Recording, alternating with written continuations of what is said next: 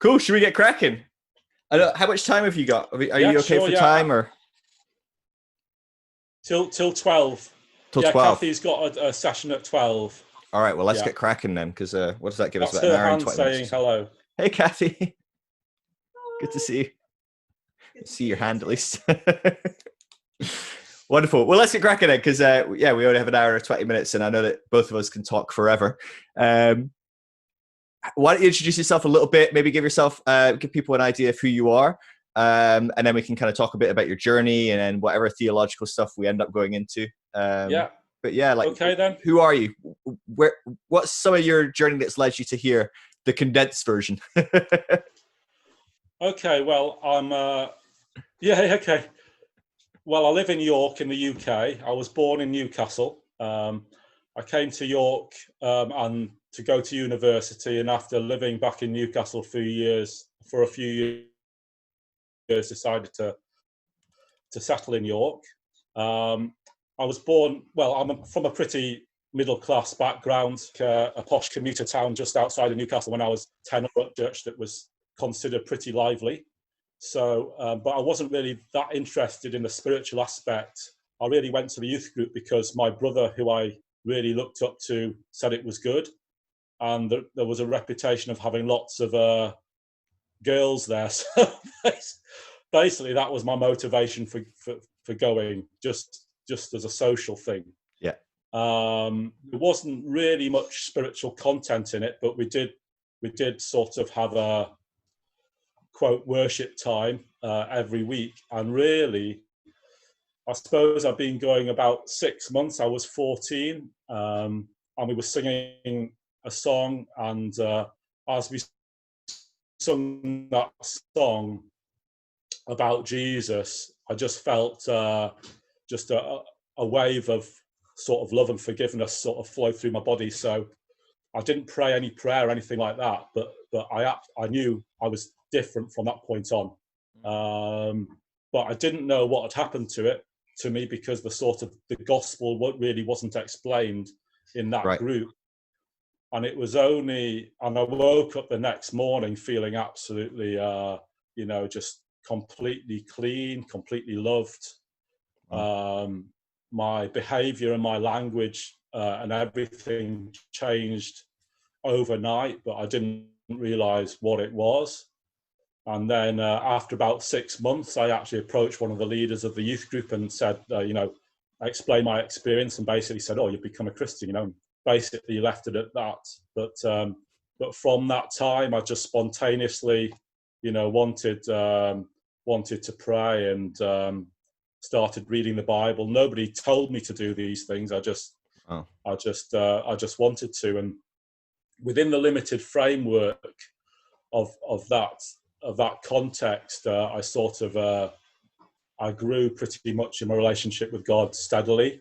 A lot of my friends around that time had the same experience as me, so we introduced a lot of things into the youth group that had never been done before. We organised a prayer group.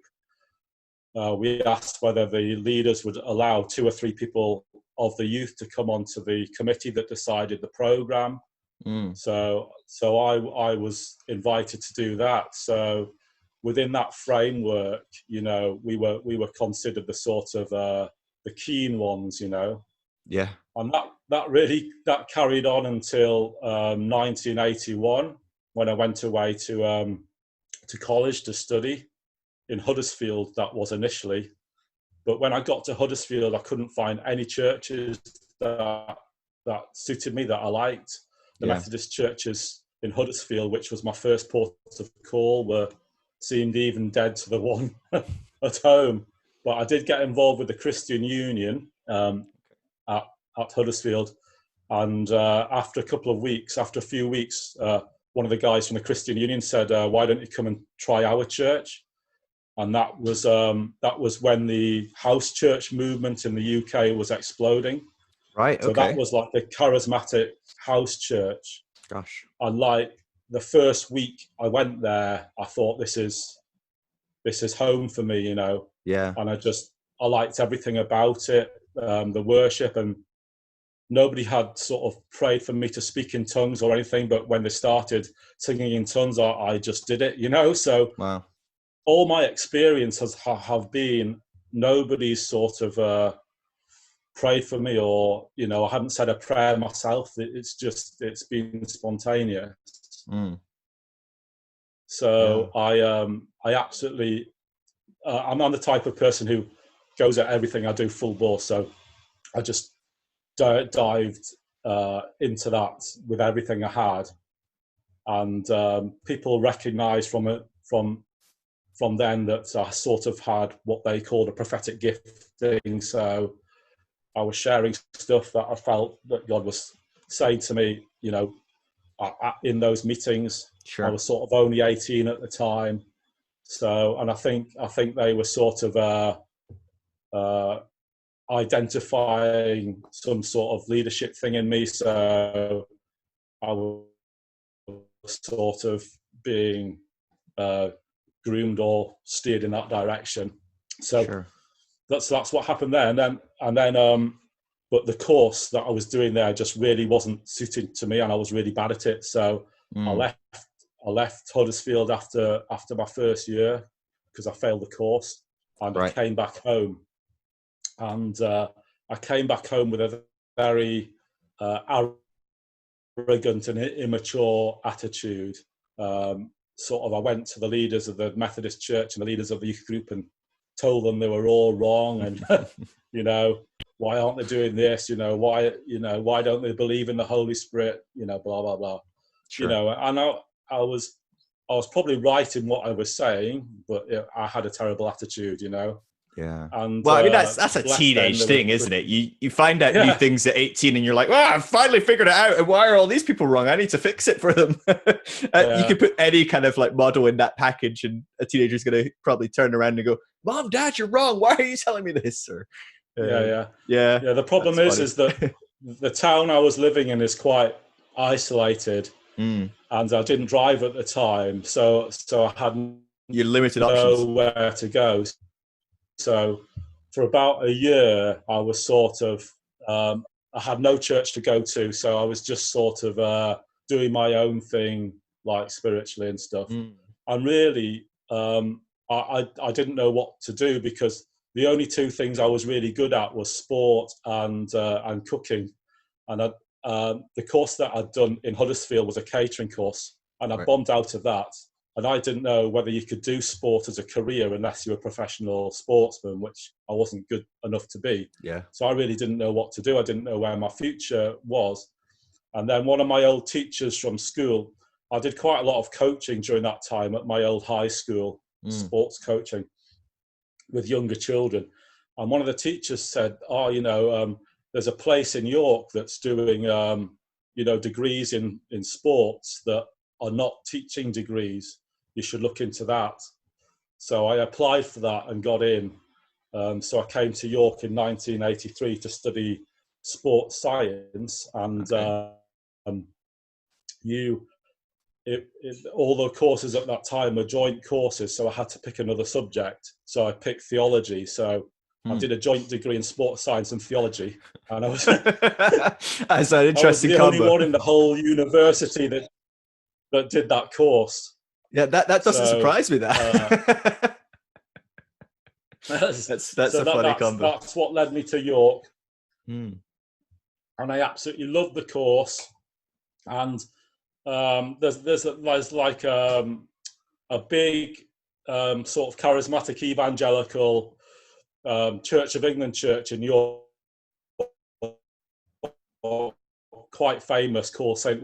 Mike's. From Christian students went there, but my experiences of Huddersfield, one of the things they taught you was that all denominations were sort of bad and wrong and, you know, spiritually dead. So I didn't really want to go there. So I found a little independent charismatic house church in York that I went to from my first week there, right until I left. Oh, wow. And there's two universities in York, St. John's and the university, and the students don't really mix apart from at church. And it was at church that I met my first wife. She was at the university, but went to the same church. So we sort of started dating, then got engaged, and that was that bit of my life. Yeah. Wow. Yeah. So this whole time when you chose theology, were you thinking I was being identified? Sorry, I think we've got a big gap between us, so time-wise. So that's an interesting dynamic.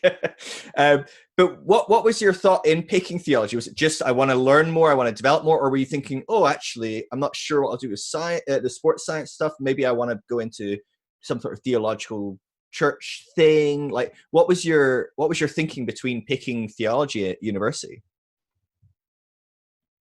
Well, at the time, sports, that was going to be my career. So I was envisaging myself becoming a fitness instructor, personal trainer. My ambition really was to own my own gym, which it actually was fulfilled in the end. Theology was just an interest, really. I had no desire at that time for church leadership and or anything like that. I knew I had a sort of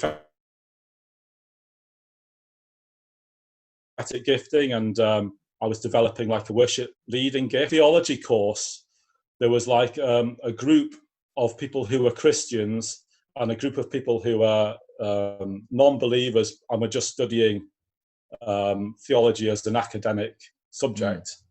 And we just argued all the time about the same things, argue whether the Bible was the word of God, whether miracles really happened and stuff like that. And like at the end of the 4 years, none of us had changed our position on anything. So, I really thought, what is the point of this, Plus I was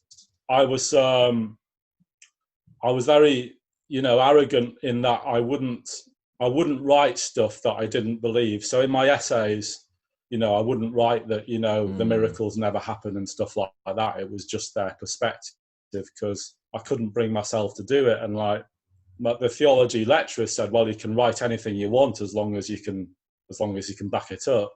So I didn't do as well on that course as I probably could have done because of my refusal to write stuff that I didn't believe, Yeah, it makes sense. Did you, so, I mean, you obviously have your arguments and stuff, but that's classic in Christianity, isn't it? Fighting with each other, and this denomination believes that, but they're crazy, they're like wrong, they're whatever.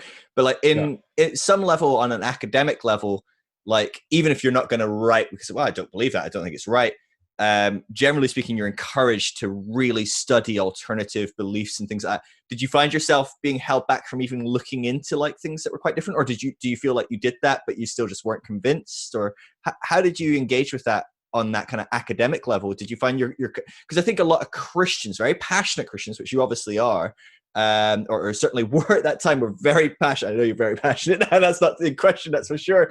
But generally speaking, that can be a very big it's like a little fence that they're not allowed to cross. If you're really passionate about this, you're not going to explore all these kind of weird, like not really that serious Christian. It's like, it's the not serious Christians that are questioning the virgin birth. You're not really going to like explore that over or whatever, right?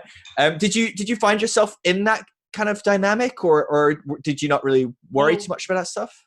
Well, by my third year, when it actually started to be counting towards my final degree grade, I sort of swallowed my pride a bit and was able to look at more than one side of the argument. And my fiance at the time said, for goodness sake, Martin, you never have to you never have to study it again if you don't want to. Just write what they want to hear, and get a good mark, and just forget it, So that's what I started doing. And I did courses like religion in film and media. So we watched a lot of old films, and basically, there was a lot of themes in there that you wouldn't sort of particularly call classically Christian, but they were very interesting. A lot of like metaphysics and all that sort of things, Sure. So So I'm really interested in that. But my my favourite course of all the I did in theology was the one called Biblical Theology, which, you know, took the major themes of the Bible and you know, looked into the context in the Greek and stuff like that. And really, that's laid a foundation for the way that I look at things now. So I really appreciate that, you know. Yeah, absolutely. So how have you got from you know, studying, just dabbling a little bit in theology in university, you know, maybe just on the side, I'm focusing on my sports stuff, you know, you then went on, you said you like owned a gym and stuff. Like how did you end up on the trajectory you are now to being where you are, where you have radically shifted in a lot of your beliefs? You're very vocal. You're well known on Facebook in certain bubbles for sure. I mean,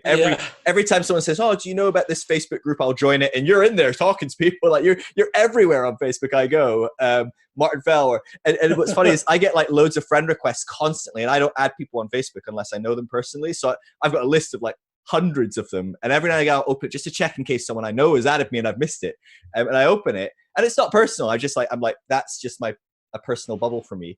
But every time I look down, you know, it's always like, oh, you know, 3 mutual friends, 1 mutual friend. The mutual friend on all of them, all the way down, just says Martin Fell, Martin Fell, Martin Fell, Martin Fell. It's like, you know, everyone. Like it's, and so you've become quite a very vocal, very prominent figure in certain aspects of discussing the Bible, Christianity. How did you get from where you were to then? Because I know there's a big window in there as well. But what kind of took you down that path? Because I know you're not so much focused on the sports stuff now. Or maybe that's not as much of your focus as passion. Well, when I was married and settled down and sort of involved in a church in Newcastle, it was then that I started to be identified by that particular stream as potential leader. So they started sending me on church planting courses, leadership courses, how to preach courses. So I was in my mid-20s then, but I was still very focused on my career as in sports, because obviously if you own your own business, you have to put all your effort into that. Yeah, seriously. So I was happy to do those courses, but I always thought it was future. But I mean, I can't really talk without going into the big life-changing event for me in my Christian walk, which was in 1994 when the Toronto thing hit Britain, because that literally changed everything for me. Every aspect of my whole Christian life was absolutely radically altered by that. And from the very first, I mean, I was involved with that right from when it came to Britain in sort of April 1994, and from the very first meeting that I attended, I knew that was for me. I thought I'd commit the rest of my life to this movement, and for me, the radical change was I got a revelation of God's love for me as a father, and God's unconditional love, and that basically took me off the treadmill of performance-based Christianity like forever. And I've never got back on that treadmill. So from that moment on, I knew that there was nothing I could do or not do that could make God love me any more or less than I did. So it completely changed all my attitude. Before that, I was very, very much dedicated in prayer and fasting and reading the Bible and trying to keep my life, you know, sort of clean and holy, because I thought that if I didn't do that, I would be displeasing to God. Sure. And it took like half an hour, you know, in the presence of the Father to completely and radically shift that. Yeah. And that 20 years later, that is still true, you know. It took me off that performance thing, you know, for good. And then I radically threw myself into what was, it's known as the Fatherheart message, isn't it? And that became absolutely everything for me. So I've probably been to like at least 200 conservatively, like, Fatherheart meetings, events, conferences, and that was it for me. I also experienced all the crazy manifestations to do with Toronto, and to this day, I that is part of my experience, and I still love that. But the key for me for Toronto wasn't those things. It was the finding the unconditional love of the Father. And basically where I am now in my beliefs is the foundation of my beliefs now is that, because a few years later, in 2009, I went through a marriage breakup and divorce. And for the first time in my life, I sort of hit depression, really. And because I'd been a full-time house husband previous to that for 10 years. So when my marriage broke up, I was left with nothing. I had no job, nowhere to live, no money, no pension. I was in my mid-40s and absolutely had nothing, Yeah. So, but then God started revealing to me even more the depths of his love. And after a couple of years of that, in that time I also met my wife, Kathy, my second wife, Kathy, who is just absolutely perfect for me. And through that time, I started to not being able to reconcile the doctrines that I believed in and the love of the Father. I don't know how I did before, but I had managed to hold those two in tension, but it just seemed so ridiculous to me, and also during this time, in 2015, because I've been totally rejected by the church I've been involved with when I was married for the first time. When we divorced, they completely cut me off, and also a few other churches in York made it. He didn't know what to do. So in 2014, I think I approached the leaders of the Toronto movement to ask whether they would support me in planting a church in York. So that went ahead, and we planted a little church in York, and basically that was my dream come true. I'd waited 20 years to lead a Toronto church, and now I was actually doing it. So what were So what when you talk about, so you go through this divorce, it's fascinating because to me, a lot of the people I talk with, it's usually something like a death of a loved one or a divorce or something that seems to trigger them starting to explore their theology a little deeper, or something happens in that process where they go, wait a minute, some of this doesn't add up anymore. And I think sometimes it can be something as simple as the church treating you badly because you got divorced. Certain people go, oh, well, like God doesn't accept that. And you go, well, but he does. So, I mean, like, what's that? And you start to, I don't know what it is, but what were some of the things that in that season were coming to the surface and you were going, that just isn't adding up for me? Like, what were those kind of bits along that way? Because I know you've probably come even further since then, but like in that season, what were the kind of the biggies that didn't line up with God's love for you? The first one was the end times theology. That was the first one to go, that basically the world's getting worse and worse. God is going to suck the church off the earth and then come down and pour out his wrath on the earth and slaughter everybody, I mean, so I'm really confused, Martin, though. Why doesn't that sound loving? So and I taught sort of end time stuff for years, the traditional evangelical view of the end times, and it just started not to add up. So I started to explore really and have a look, read around that subject to see whether there were any other views, and surprise, there was. And the one that made most sense to me was that the end times were talking about the destruction of Jerusalem in AD 70. So I took on board that belief. And so then I sort of thought, hold on a minute, if I've been so wrong about that, maybe there's other things I'm wrong about. And the next big one to go was hell. I mean, that was the massive one. I just couldn't reconcile a loving father with any type of afterlife hell where people were tortured forever, you know. My experiences of the love of the Father told me that God wouldn't do that to anyone, no matter how wicked they'd been, you know. So then I started to look to see whether there were any other views of that, and found, to my surprise, there were. But the thing is that at this time I was leading this church, and I was sort of preaching, and also I was involved in a couple of Fatherheart ministries and running Fatherheart teaching conferences and stuff like that.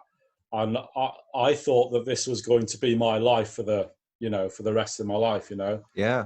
But I started to be vocal about my changing beliefs on hell and my emerging, developing belief in universal salvation, universal reconciliation. And I was just like completely cut off. So the leaders of Toronto told me that I was no longer part of the movement, and I couldn't associate with them anymore or run the church. Two other Fatherheart ministries said, "Oh, you know, you can't be involved with us because you don't agree with our statement of faith, which includes hell." You know, so really, I really didn't know what to do. But the backstory also was that over those couple of years when we were planting and leading the church, I was becoming increasingly involved in the church that I belong to now, which is called Hemsworth Christian Fellowship. And that was a Fatherheart-based church, and they were supporting the church plant. So at that time, I didn't really see it as my home church. It was just somewhere I went occasionally for refreshing.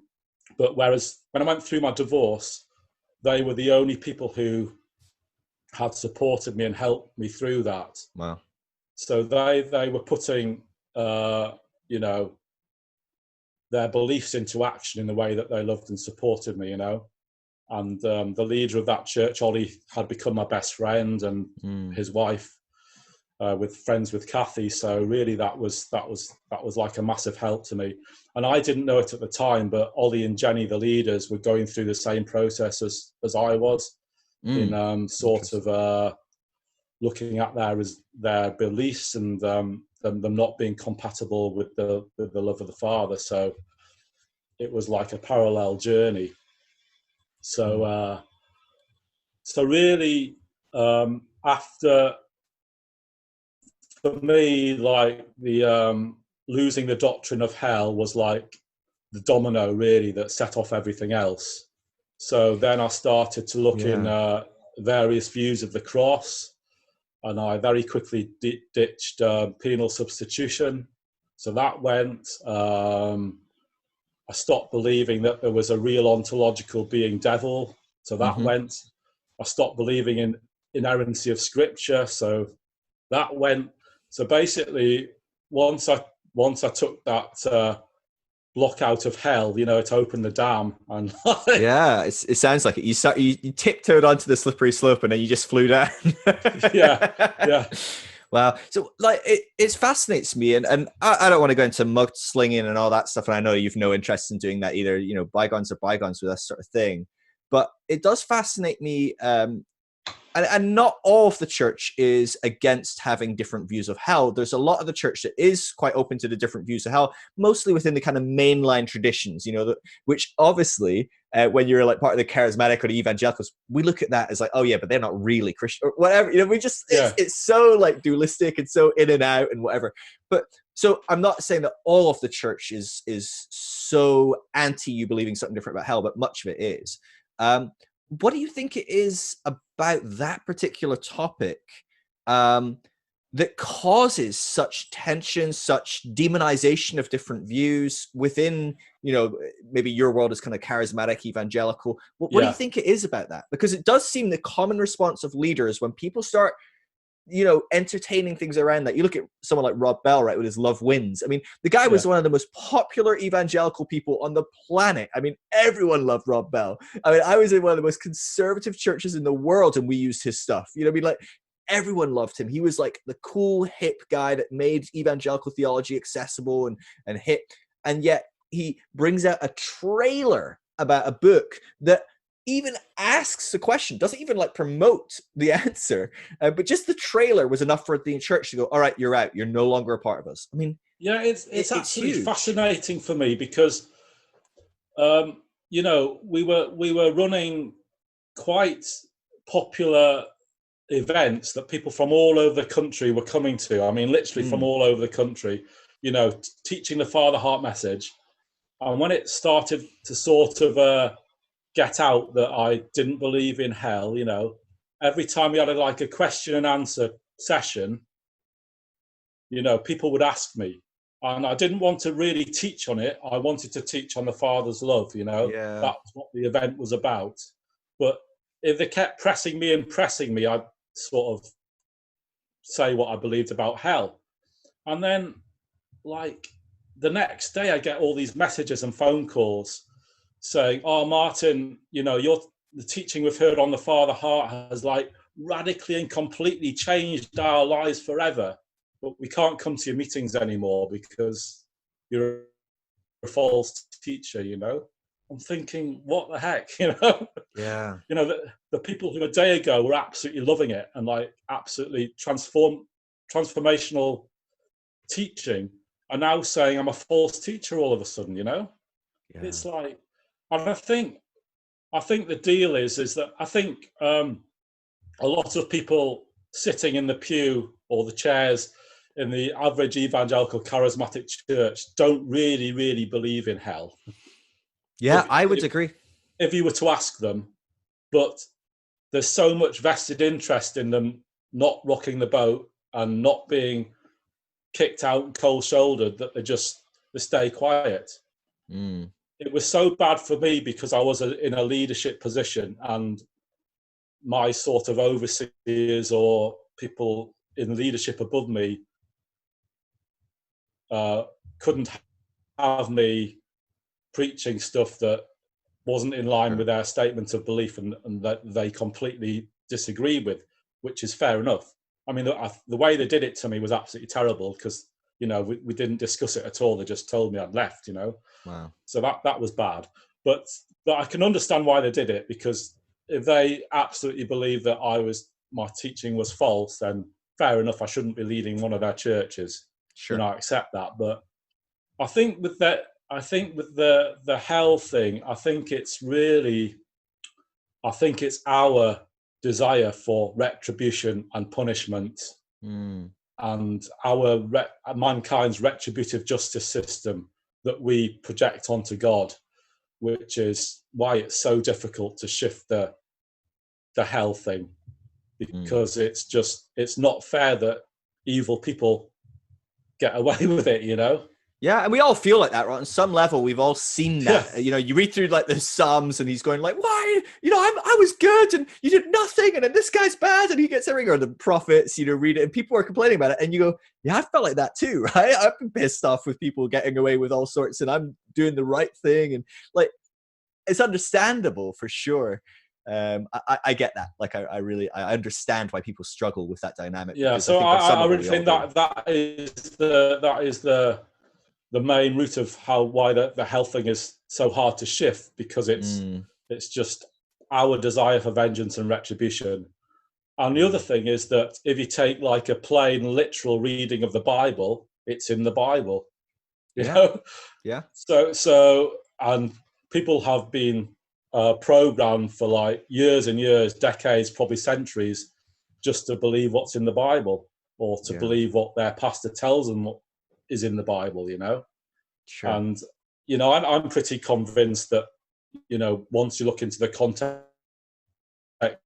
and original language of the passages, hell isn't there at all. That's my personal opinion. But you can use the Bible to prove hell if you take a certain interpretation of the Bible. Yeah.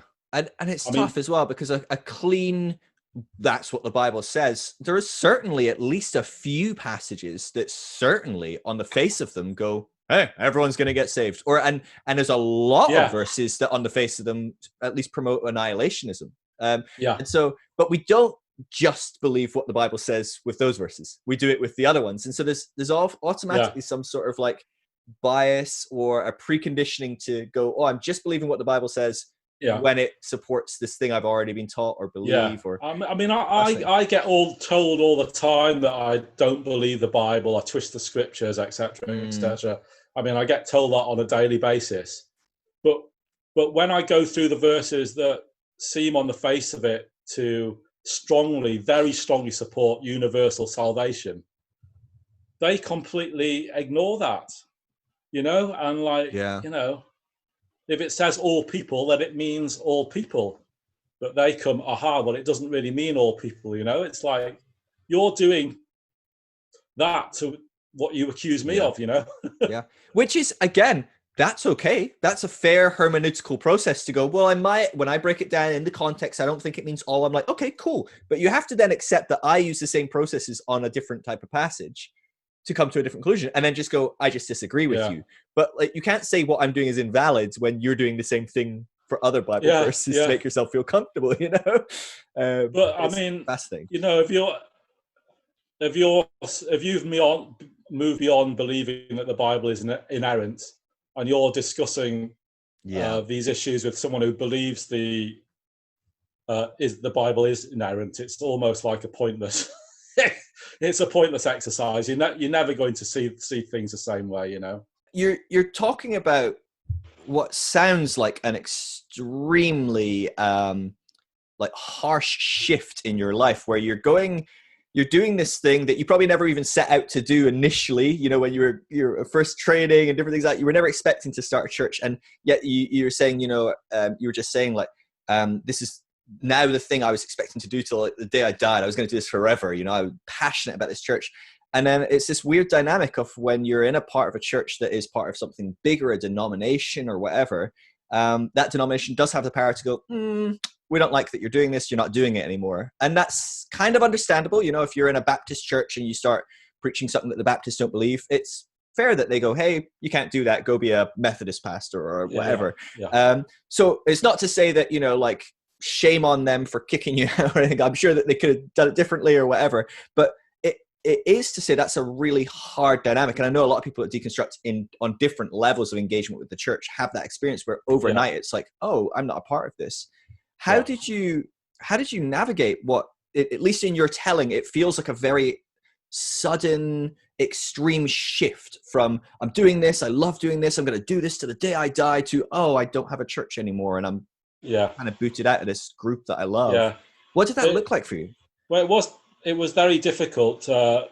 Another reason why it was difficult was that I'd been involved in a few other churches where I live, and because there was a clash in different beliefs, I'd already been asked to leave a few other churches. So this basically was sort of to do anything based actually where I live. This was like the last chance saloon sort of thing, you know. And now that was gone. And the problem is that I couldn't really, I'd sort of vested everything in this, you know, I hadn't any other source of income or job. So basically everything was taken away and I didn't really know what to do. And at the time, my wife had given up her job of teaching and she was working on a part-time basis. So we were basically left with like one part-time income, you know, with bills to pay and everything. So it was difficult, and I'd been too long out of the industry I was trained for to get back into it. So I was left a bit not knowing what to do, you know. So eventually I decided I had to do something. So I went back into employment. And it just so happens that, you know, the church in Hemsworth at the same time was going through the process that we were, and we were drifting more and more towards them anyway. So basically, it seemed like a natural shift to sort of to fully commit to them and see them as our home church and what have you.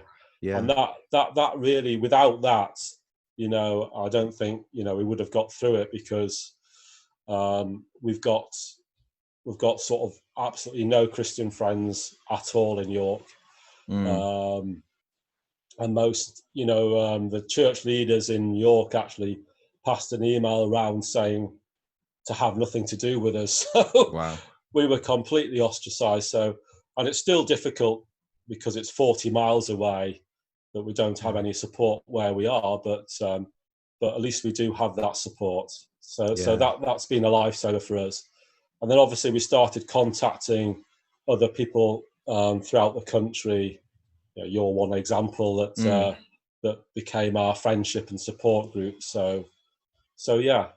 I think really 2 or 3 years on from that was sort of pretty much through the hurt and the pain, but it did leave us feeling all at sea for quite a while. Yeah. And then we sort of, there was a number of people who live in York who seemed like they wanted to be friends with us just on a relationship basis, but as soon as our beliefs parted ways, they dropped us very, very quickly, which shows that the relationship wasn't really built on true friendship. It's really telling, isn't it?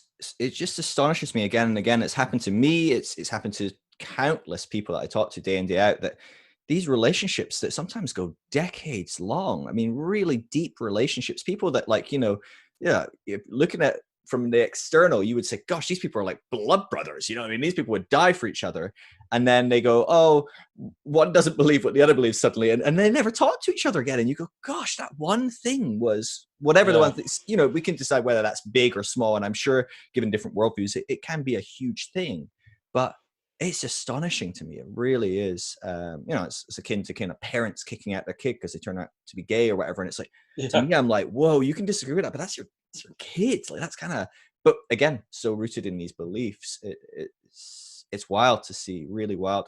So I think it's because they think that you're going to lead them into something that's false teaching, and ultimately they're in danger if they sort of believe in hell, that you know, if they lose those beliefs, you know, they're in danger of losing their salvation, or whatever way you want to frame it, which is obviously a massive thing for them, you know. That's a big motivator. You know, do you want to burn for eternity forever and ever and ever and ever? Yeah, okay, I'll not see Martin again, I guess. Yeah. I'll miss his banter, but, you know, I'll probably play it safe. It does make sense, but it just shows how deeply ingrained and how big a stick that is that the church has used to threaten and persuade and manipulate.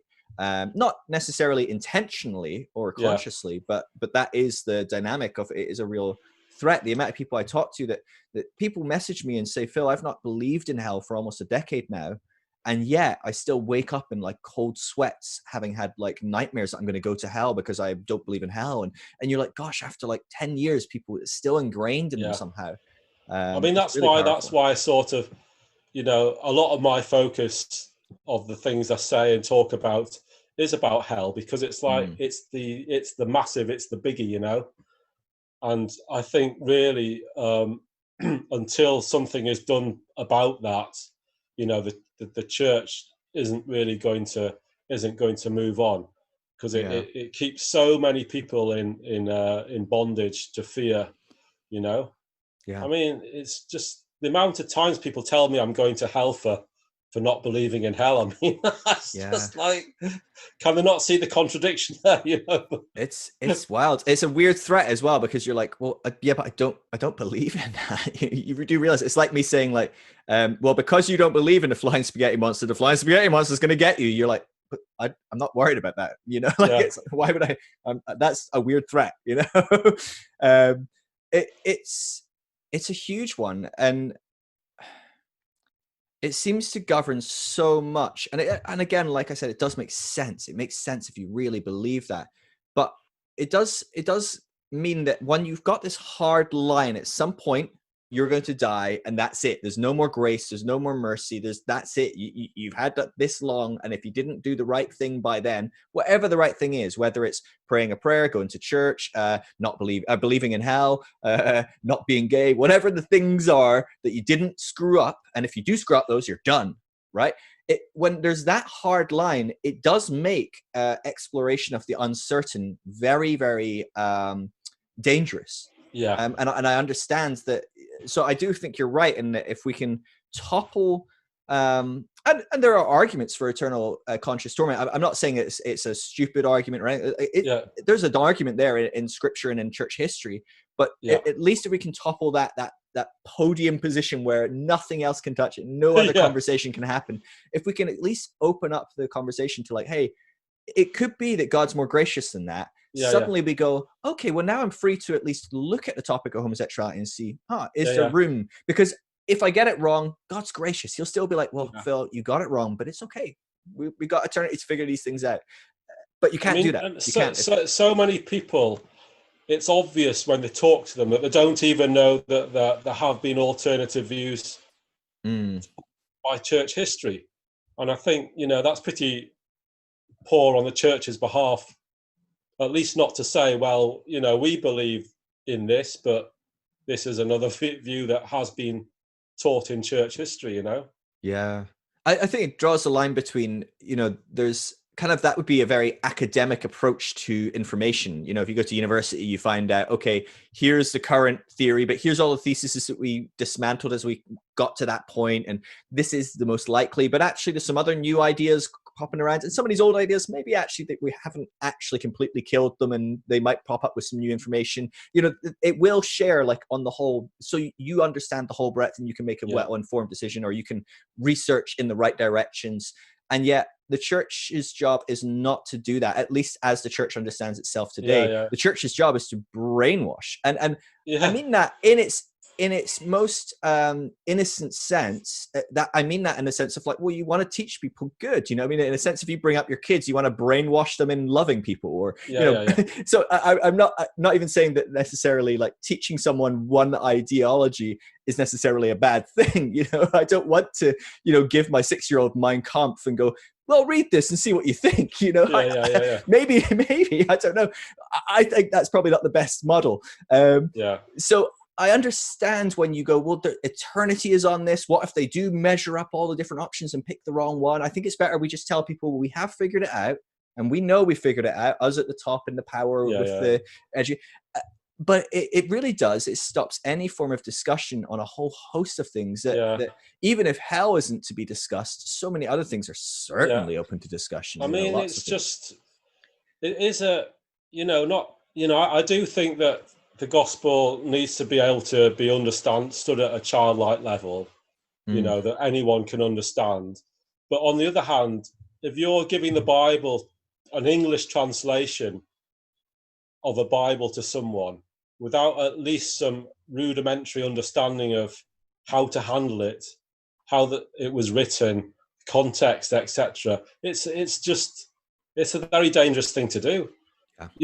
We tell new believers or what have you to read the Bibles everywhere, every day, and you're handing them a time bomb, depending on what passage they pick to read first, and it causes all sorts of cognitive dissonance when they read one bit that says something and read another bit that seems to say the opposite, So without some sort of education of how we handle this, I mean, and really, when Jesus himself never promised us the Bible, but promised us the Spirit of truth, why are we idolizing this 2,000-year-old book? Well, more than that, just the New Testament, 2,000 years old, rather than teaching people to sort of, to rely on what God is saying now by the Spirit, not what some people thousands of years ago thought God was saying, Although,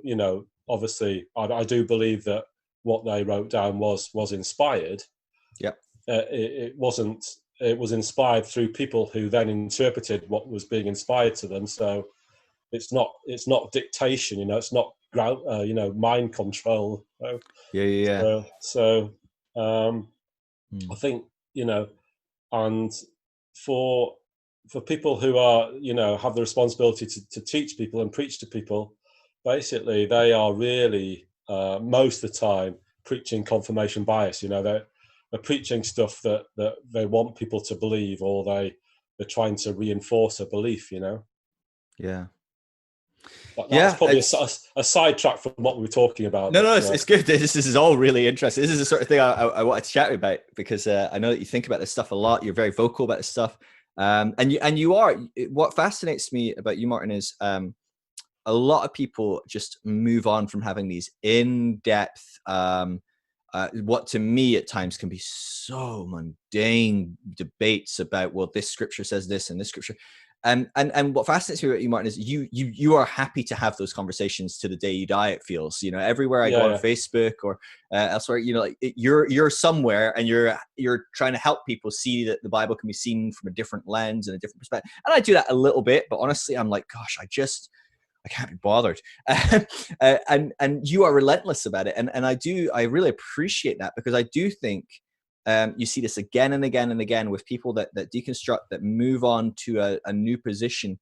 When they've deconstructed a position on the Bible being the infallible, inerrant, like utterly perfect, handwritten by God, as he held Paul's arm, moving it up and down and round. And, when people move beyond that, they often do go, well, I don't really like, people are like, well, how can you support homosexuality, or how do you not believe in hell? And they go, what do you do with this Bible verse? And I don't really care about that Bible verse. They're not interested in having that in-depth conversation. And what I appreciate is that's not going to change that person's mind, though, is it? They are going to need someone to meet them in the middle ground. And I love that you do that. That you work with people that are so enamored with the Bible. The thing is that I think there are a lot of Bible passages that I think do support my position on universal salvation and there not being an internal conscious torment hell. But I don't personally need that to convince me. My experiences of the love of God were enough to convince me that those things are true. Yeah. But mostly the people I engage with and argue with won't believe it unless they see it in the Bible. So I'm really coming to their level, if you like, and trying to talk to them from the place that they're at. If I never read another verse in the Bible ever again in my life, it wouldn't affect what I believe. Sure. But the people I engage with, they have to see it there in the Bible. So I try and do it, and basically, I don't really tire of doing that, because I just want to see people come into a bit of freedom, or at least see things from a different perspective. Yeah. And I really believe that is something that, if you like, God has called me to do. Yeah. So I'm quite diligent in it, and my paid job actually allows me quite a lot of time to be able to do that. So I do. I mean, sometimes I do tire of the personal attacks all the time, but mostly I sort of I just sluice them off and carry on going. Yeah, it does. It gets very. And we all know this in life. When people run out of an argument, they tend to turn into very personal, and like all sorts of different things. You see it all the time. When someone's met with a really good argument, you're just conservative, or you're just a liberal, or you're just a whatever, right? And so, but it can get very, very mean-spirited, very insulting, very horrible as well. And so I'm really impressed that you do so relentlessly do that, because I see it a lot on your pages. People hoping you burned at the stake and all kinds of wild and crazy things people say. Which I'm like, these are the Christians, hoping that it's wild. It's wild. The atheists I talk to are far more gracious. They'll actually listen. They'll actually listen to your arguments. Yeah. Well, and I guess they're not there. It's burning it for eternity isn't on the the table for them. You know, they're not potentially going to burn for eternity in their heads. Well, it's not even on the table. But when you're arguing with someone and they genuinely think, or at least they think they might have wasted their entire lives, or you know, all sorts of things go through your head. And I've talked to a lot of people that deconstruct that go, oh my gosh, I've wasted 20, 30, 40 years of my life. And it can be easy to feel like that at times, even though that's what's made you who you are. But I'm thinking to myself, you know, if you really genuinely believe people are going to burn forever, why are you arguing about hell with me on Facebook? Why aren't you telling your neighbor to be saved? You know? Yeah. I mean, you know, if people genuinely believe this, they'll be crawling on broken glass to tell people, you know what I mean? Yeah. Yeah. And that is always the big thing that highlights that people don't really believe this deep down, because if we really genuinely believed every person out there was going to be burning for eternity, we'd be knocking on every single door, every spare moment of the day. We'd be begging people, certainly be begging loved ones. And yeah, people have awkward, really, you know, awful conversations with family members over Thanksgiving where they awkwardly are trying to resave them or whatever. Like, that happens, but it's not a literal, like, you know, I will do literally anything to get every person out there. I don't think we really genuinely engage with that eternal conscious torment, as evidenced by our actions.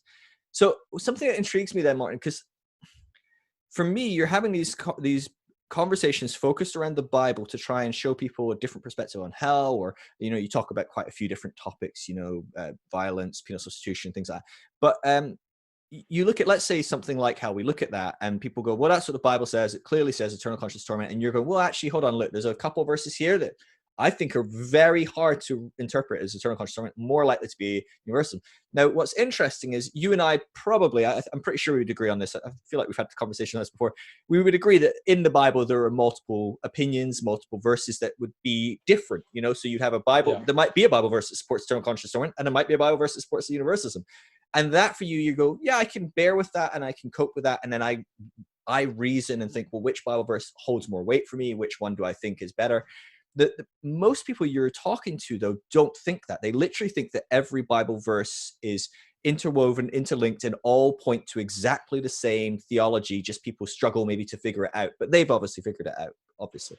And so because for me, when you're having that kind of conversation, one of the core fundamentals is until you can help people see that there's different perspectives in there, they're always going to cling to their one or two Bible verses that are clearly saying what they want to believe and just ignore what you're saying. Or is that what you're trying to do, to introduce a second opinion that they can't disagree with and go, oh gosh, there's more going on here if there's two opinions? Or how are you going about that? Because when you're faced with someone that's so rigid and so black and white, so fundamental about that belief, and you're going, okay, I'm going to have this conversation with them, do you strategize? Like, okay, is there a process that you're trying to take people on? Well, it's not, you know, I completely believe that it's the Holy Spirit's job to reveal truth to people and show them what's right and what's wrong.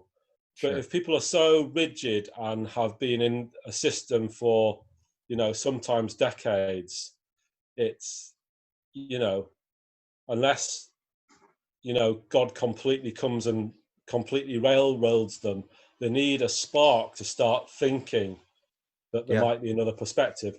And I think, I by no means think that I'm going to write out 2 paragraphs and then suddenly say, oh, you know, you're right, fantastic. But if I could in some way get them to think about the possibility, or even if I say, well, I think the word in Greek means this, not that. I don't think that's a very good translation.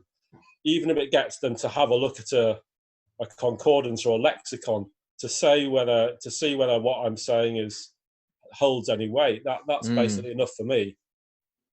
I mean, a good example is when I had my gym years and years ago, over 20 years ago now, there was a guy who came there who was like a complete atheist, and then over a couple of years of conversations with us, he committed to Jesus, and he was like radically and completely changed. And about 5 years ago, he started following me on Facebook and saying, oh, what you believe is it's gone completely off the wall, crazy, you're completely wrong.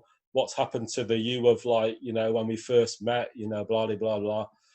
And like, I kept engaging with him, and like about 2 years ago, he messaged me and said, "What you've said really made me sort of start to dig and explore." And he said, "I have to apologize to you because I think everything that you've said is right." You know. Wow. So like that. You know, I don't know how many of those people there will be, but I certainly think that you know. A lot of the people who I've talked to in conversations, you know, at Hemsworth at church, some of their journey to new beliefs has been sparked by some of the things that I've encouraged them to look into, you know. So that's really great. So yeah. So talk to me about your transition to Hemsworth. You know, you were already quite close to Ollie. We're going to have Ollie on the podcast in the next few weeks, so I'm quite excited about that. Because I am so excited to talk to a pastor that's managed to keep a church going during a transition like deconstructing and help bring a lot of the church on that journey as well. Is fascinating. But you know, I imagine it could have been quite easy for you to give up on the church in the broad sense. You know, you've been pastoring, you've been in leadership, you've been kind of kicked out of a few churches at this point. You know, you've seen that the church, to use it very much air quotes, you know, more institutionally we're talking, it's not built for change and growth in theology in a lot of ways, unless it's very much growing in exactly the same belief we have. And did you go through seasons of being jaded by it, thinking, gosh, do I just give up on this thing? What's the point? Or do you have hope for the church and the future of the church? Like, talk to me about what you see happening for the global church, because right now we're seeing unprecedented amounts of people fleeing the church, leaving the church, the mass exodus, and for various reasons and to various ends. But do you think the church has a future? What do you think that looks like? I don't think the church as it is now has a future. I think really church as it's been done for probably the past 200 or 300 years is, I think it's on life support because there are just, and part of it is the availability of information. You know, take an example that people tell me all the time, that going back to hell, that Jesus talked about hell more than any other subject. I mean, you only need to do a 5-minute Google search to find out that's completely bogus and just an untruth. You know, but people have been getting away with it for years because there was no other information available. And it's getting to the point where, I mean, you can see it in church when the preacher's saying things and, like, you know, the young people at the back are like on their phones Googling it to see whether it's true. A lot, you know, people just can't get away with pulling the wool over people's eyes anymore. And people are getting a lot more savvy. I do think I have a lot of hope for the church but I don't think it's going to be structured anything like it is now. I think the days of the top-down authority structure and it being a performance that people watch, people aren't going to tolerate that anymore. So I see it as going to be something much more organic and democratic, if you like. I mean, I do think there is going to be always a need for some sort of leadership role in steering, but a flat leadership, not a hierarchical one. But I still do hold to the promise of Jesus that he's going to continue to build and spread the kingdom through the church. But I don't think even in 10 years' time, I don't think it's going to look anything like it does today. I think the day of the massive mega church sort of thing is over, really. And I think in some ways, I mean, I know I go on about Hemsworth a lot, but it is pioneering, I think, something different and something that the church is going to look like, because we don't have like sermons and stuff like that. We have Ollie saying a few bits and pieces and everybody sharing.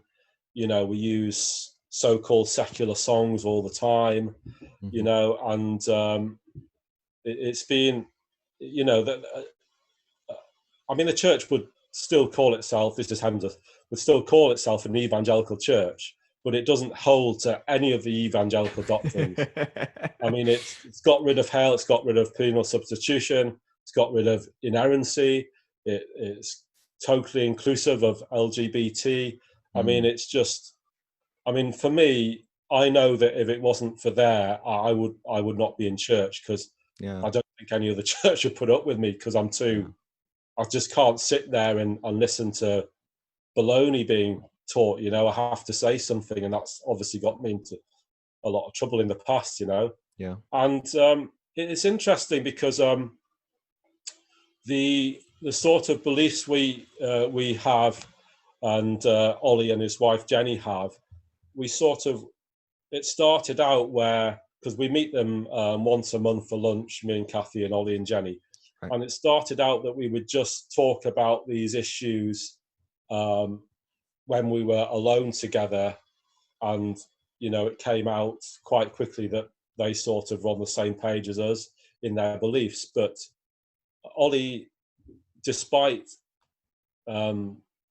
he's very modest about himself being a pastor, but actually he's an outstanding pastor. And he didn't want to upset people, and he didn't want everybody to leave, because he felt obviously a responsibility for caring for them. So basically, he's really sort of drip fed these beliefs, you know. And over the last couple of years, he's become a lot more outwardly vocal about saying what he believes. Yeah. But because people have been on the journey at the same time, nobody's sort of, or I think maybe one or two that I can think of have left, but pretty much everybody stayed. It's astonishing, really. But the history of the church has been like that. It's been there for a long time, since the 80s, and it was sort of a pretty typical charismatic evangelical church.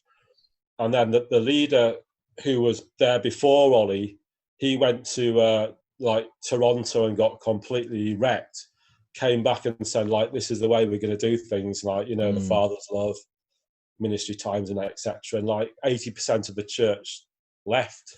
Wow. You know, it went from like, you know, to probably about a dozen people from 80 or 90, you know.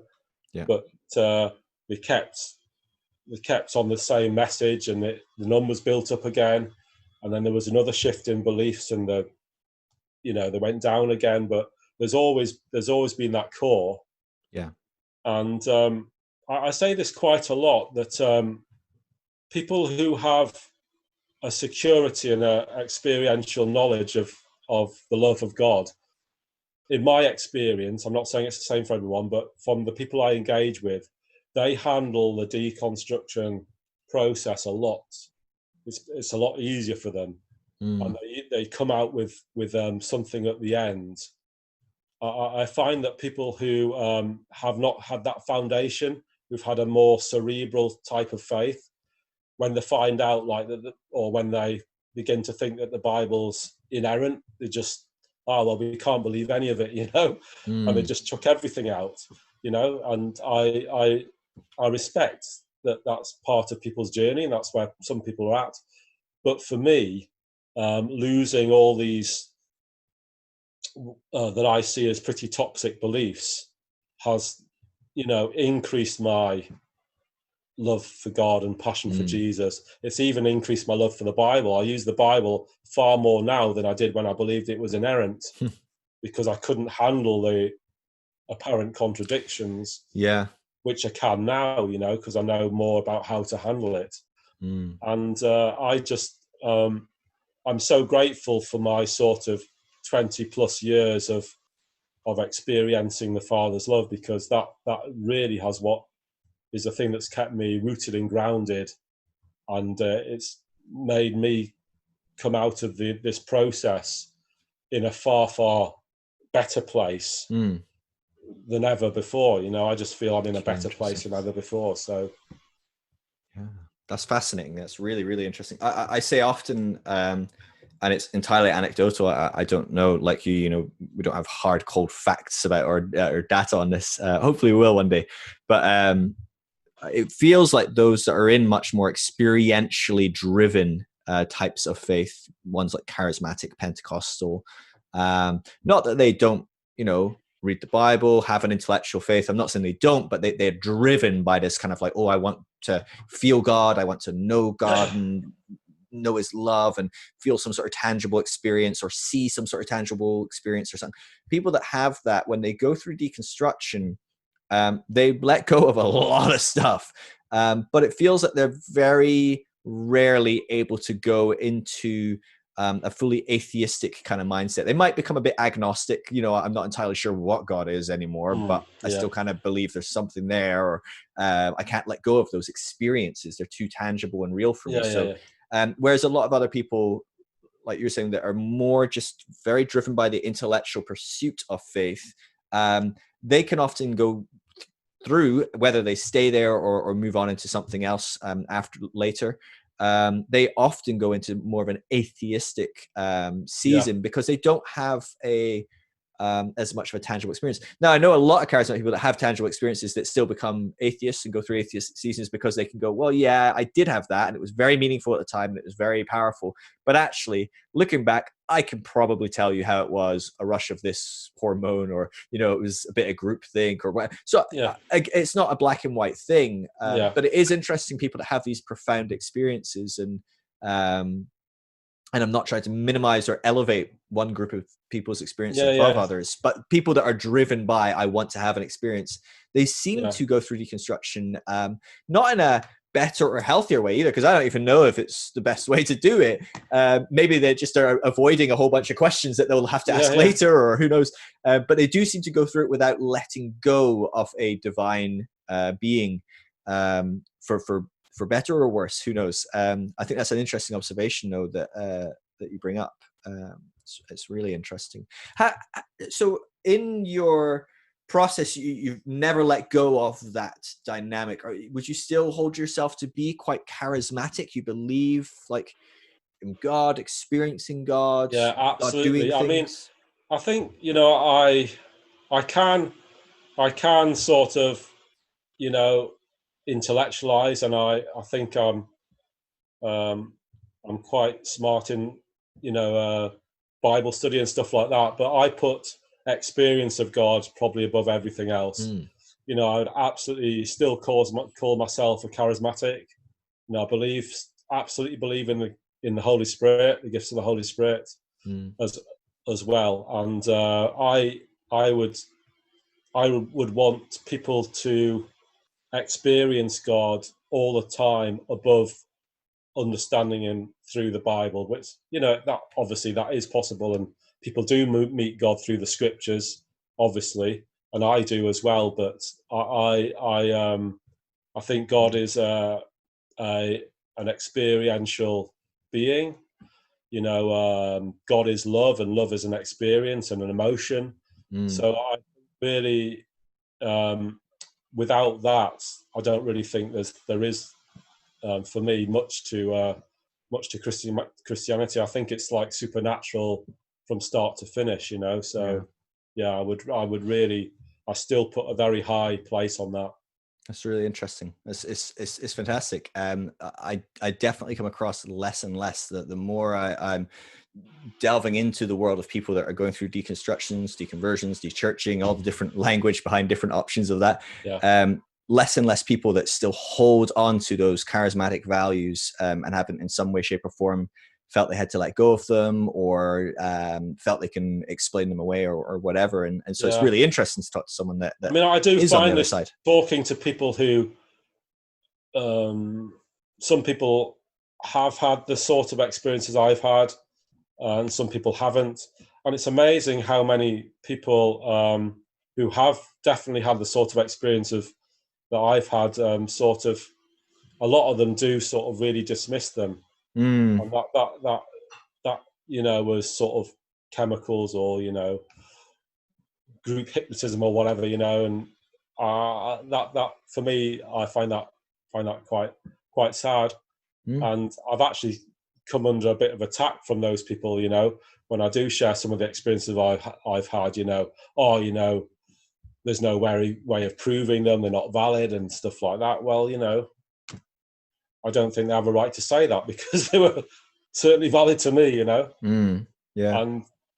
And you know, one of the things, I'm sure there is group dynamics and whatever involved, but for me, I was involved in that sort of movement for so long that I experienced all the things that I experienced in big meetings. I experienced them on my own at home, or I experienced them walking to the shops or going to the restaurant and stuff like that. So you can take away a lot of those group dynamics. And I'm sure a lot of it was chemicals and hormones and stuff like that. But if Christ is all in all, then he's in the chemicals and the hormones, isn't he? So it becomes a very messy component of like, well, how is God even working? You know, the concepts that C.S. Lewis had of like, even the supernatural, it works within the natural. It's just that we don't understand it. And so when Jesus heals a blind person, he's using a natural process or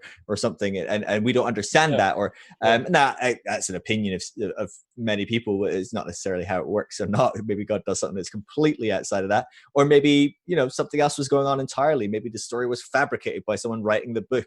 There's many different options here. But yeah, it's very, very interesting. And I don't know have you seen Darren Brown's Miracles tour on Netflix? Yeah. Oh man, fantastic. The message behind that of look at what the human body is capable of doing. Like, look at how people can actually bring healing to themselves, and the power of the mind to overcome pain, to overcome suffering and different things.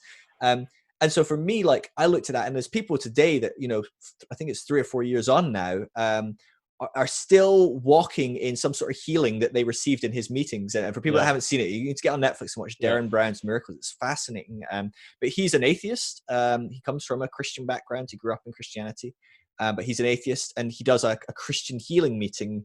But he applies what he understands as a horrifically smart guy. I mean, very, very knowledgeable on neuro-linguistic programming, psychotherapy, all sorts of different components. So he introduces a lot of different elements that help bring people different freedoms. And you watch that and you go, gosh, there's definitely an overlap. You know, I'm like, I there's no way I can say that everything he's done is either evil, demonic, or not true, and that everything the church has done is absolutely possibly true. I'm like, there's probably a big overlap here of like, the human body is capable of great, amazing things when hormones surge, when the mind thinks a certain way, when the placebo effect is one of the most proven things there is. It consistently works, and we don't really know apart from the brain decides. So is it possible for God to be doing that as well as, or entirely? I don't think that makes it any less miraculous. Well, if people get healed. One of my favorite verses at the minute is when Paul said that, you know, there is one power, one spirit, you know, one God and Father of us all. So, you know, that seems to suggest to me that people are tapping into the one power and the one spirit without knowing it, or they might even put a completely different name on it, but who cares, as long as people are getting better. And, you know, there's a lot of people teachers I listen to these days who are talking about, you know, the glands in the body, you know, using language like chakras and energy fields, which a few years ago, you know, you'd be like, you know, they'll be around with the torches and pitchforks. And probably if I said it, people would be, but but you know, it's just, it's all God. I mean, this is, I think if you're sort of wanting to know where I think I'm going in my journey, this is really where I think I'm going, and where the church is heading, I think, is the Christ life in all, in everything, you know, in us and in other people, whether they believe it or not, whether they're aware of it or not. You know, Christ is through all and in all and for all. That is really, I think, where the track that I'm on at the minute. And you know, what we manifest what we believe to be true. So believing is very, very important. So a lot of teaching I'm listening to at the minute, you sort of, it's like sort of meditation, but you're visualizing yourself being better, you know, healed, or you're visualizing being financially secure or what have you, because then that taps into the Christ within, and it starts to manifest, you know. And it really, really does work. And it's often not immediate, you know, but we've got to, when Paul talked about being in the flesh, really the flesh is like a not very good translation. What it really means is judging things by your outward senses. So judging things by what you see, what you smell, what you see, what you hear, as judging that as reality, rather than judging things by the tree of life, by, you know, the divine and the spirit within, you know. And that, I think really that is where we're heading. Oh, it's beautiful. Martin, I really appreciate you coming on and chatting. It's been really good. If people want to connect with you, if people want to follow you, you know, track with all the different stuff you're posting, you post a lot of great stuff.